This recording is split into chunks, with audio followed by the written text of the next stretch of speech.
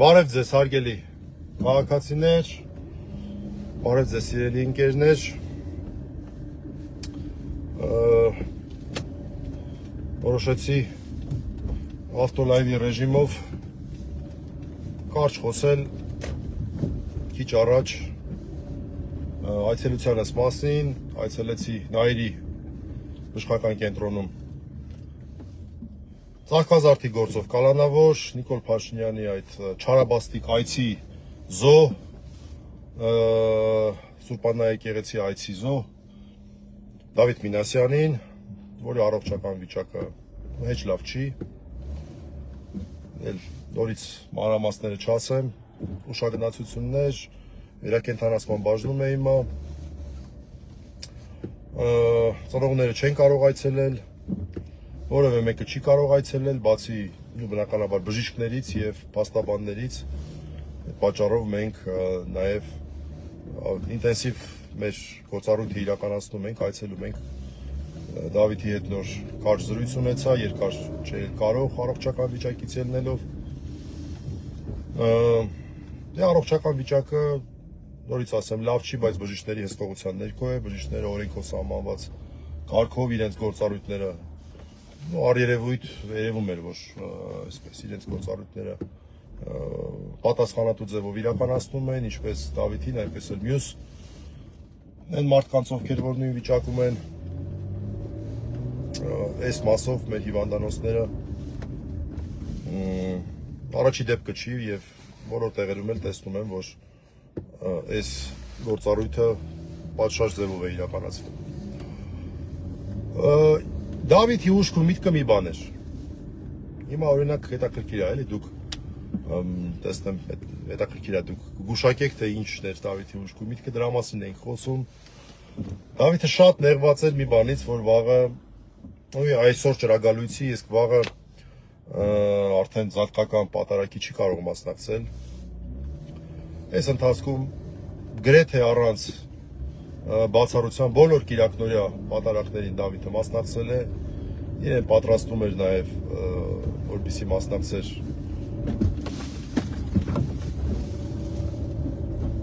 մասնակցեր զատկի պատարագին, իսկ դա քրիստոնյայի, ցանկացած քրիստոնյայի կյանքում ամենակարևոր իրադարձությունն է, ամենակարևոր տոնն է, Սուրբ Հարության տոնը, զատկի տոնը,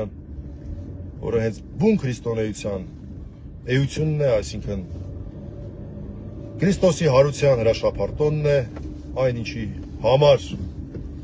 եւ Աստծո որդին իջել է մեր այս մեղավոր աշխարհը, մեր մեղքերը իր վրա վերցնելով եւ Դավիթի հետ խոսեցի, ասեցի Դավիթ ջան, ես անմեղ տղա ես այս փորձությունը դիտի, որ ինչ որ առումով նաեւ շնորհի նշան է քո նկատմամբ, որովհետեւ այս Քրիստոսի չարչարանքների օրերին, այսպիսի չարչարանքների ենթարկվելը դա նաեւ իր մեջ խորհուրդ ունի։ Եվ Դավիթը չնայած իր ֆիզիկական ցավին, հոգեբանական վատ վիճակին, մարդը Ծաղկազարդի պատարագի գնա հայտնվի բանտում, հայտնվի հիվանդանոցում, չնայած այդ ծանր վիճակին, այդ ծանր նաեւ ապրումներին, որը նաեւ հոգեբանական շատ կարևոր կողմ ունի, ես չգիտեմ զույգերի հետ շփվելու շատ փորձ ես չունեմ, բայց ես լսել էի տեսականորեն, որ զույգերի իրար հետ հատուկ կապ ունեն ու եղբորից անջատ լինելը նույնպես հոգեբանական առումով շատ դժվար է։ Դավիթի համար էլ Միքայելի համար էլ իհարկե։ Բայց չնայած այդ ամեն ինչին Դավիթի հետ խոսեցի եւ հուսով եմ իր ազդեցություն ունենալու է, որ Դավիթ ջան դու սա որպես փորձություն դիտի եւ փորձությունը վստահ եմ, որ հաղթահարելու ես, Աստծո աչքը քո վրա է, ակնհայտորեն դա երևում է։ Եվ Դավիթի ուշք ու միտքը այն էր, որ իրեն հնարավորություն տրվի գոնե հաղորդություն ստանալու։ Մենք իհարկե պաշտոնապես այս հարցը բարձրացնելու ենք, փորձելու ենք կարգավորել եւ ուղղակի ուզում եմ հույս հայտնել, որ Դավիթին փաստացի խոշտանկման ենթարկող այս քաղաքական իշխանությունը, մենք լավ հասկանում ենք, որ այստեղ որոշումները քաղաքական մակարդակով են կայացվում,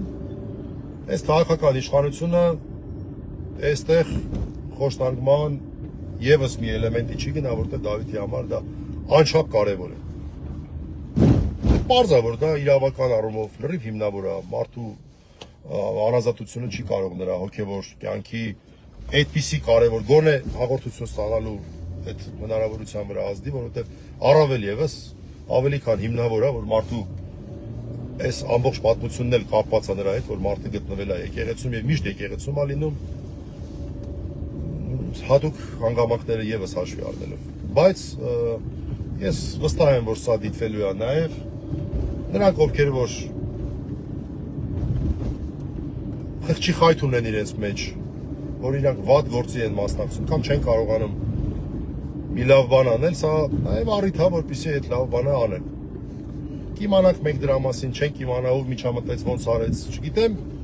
բայց որ արագ դա կազմակերպվի, ոչ մեկ էլ չիմանա, թող դա գրվի ձեր լավ գործերի գրքում, ով ուզում է լինի։ Մի խոսքով Դավիթի ուշքու միտքը դա էր։ Հիմա փորձենք հասկանալ, թե երբ է հնարավոր։ Վաղը հնարավոր կլինի։ Մեծ հույս ունենք, որ հենց վաղը հնարավոր կլինի, որտեղ զարգական հաղորդությունը հենց ճիշտը վաղը ստանալն է, իհարկե։ Ամեն ինչ փորձենք անել դրա համար, բայց դե ոչ աշխատանքային օրեր են։ Թե մյուս օրը հնարավոր կլինի, մեծ հույս ունենք, որ հենց վաղը հնարավոր կլինի։ Սա է ուզում ասել, սուտ կլիներ, որ ասեի, որ Դավիթը լավ էր, ձեզ բոլորիդ, չէ, Դավիթը լավ չէր, փորձում է իրան պահել, նորից ասեմ, Դավիթը բացարձակ քաղաքական, այսպես, գործունեության մեջ չի եղել, ինքը շատ եկեղեցականացած տղա է, նույնիսկ ես, որ մի քիչ եկեղեցական կարգ ու կանոնից գլուխ եմ անում, ինչ-որ բաներ ենք խոսում, որոնցից մասին ես տեղակ չէի, մի քիչ ինձ նաև լուսավորեց որոշ հարցերի հետ կապված, այս տոնական շրջանի մասով, էդ է, և նաև իր դասերի մասին էր հարցնում, դասագրքերի էր խնդրում, որպեսզի իր ձեռքի տակ լինեն, չնայած այս պահին ի վիճակի չի լինելու կարդա, բայց էդ է, և գիտեք, մի կուրսեցի ունեմ, որ երևի հույս ունեմ չիմանալով անհարիր բաներ էր խոսում հրապարակավ, դաստիարակության հետ կապված։ Անայդ ջան, մի հատ ծանոթացի իրավիճակի, նոր դաստիարակության հետ խոսի, դու էլ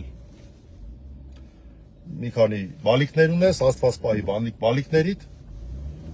ես գիտեմ, որ դու երեխաներիդ լավ ես դաստիարակել, բայց ուրիշների դաստիարակությանը պոչվական մի կրսել։ Չի կարելի։ Ծանոթացի դեպքին, եթե քեզ մենակ են մյուս են Գեբելսյան սուտնա ծանոթ, դու էլ լավ գիտես էլի ձեր բանը ոնց են անում։ Մի հատ ծանոթացի, մենք իրար հետ չենք շփվում, ես այդպես առանձնապես ցանկություն չունեմ քո հետ շփվելու, բայց կարող ես նաև փորձել այլ աղբյուրներից տեղեկանալ, թե մյուս կողմը ինչ է ասում։ Գոնե։ Եվ մի երեխեքի դաստիարակության մասին անհարիր կոմենտներ արա, պետք չի։ Շուտով ճրագալույցի պատարակն է լինելու, ես էլ ուզում եմ անպայման մասնակցեմ, փորձելու եմ հասցնեմ։ Ուշքու միտքս երեխաներն են լինելու, խնդրում ենք